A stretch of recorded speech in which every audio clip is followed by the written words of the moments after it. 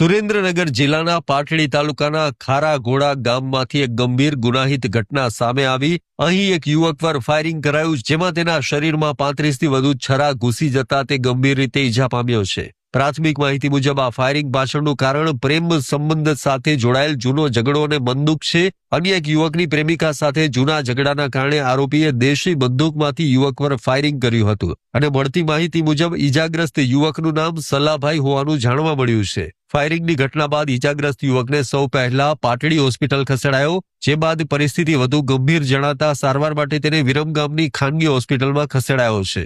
ડોક્ટરના જણાવ્યા મુજબ યુવકના શરીરમાંથી 35 થી વધુ છરાઓ વાગ્યા હોવાથી તેની સર્જરી લાંબો સમય સુધી ચાલી શકે છે। ફાયરિંગની આ ઘટનાની જાણ થતાં જ પાટડી પોલીસનો કાફલો ઘટના સ્થળે પહોંચ્યો હતો અને વધુ તપાસ હાથ ધરી હતી।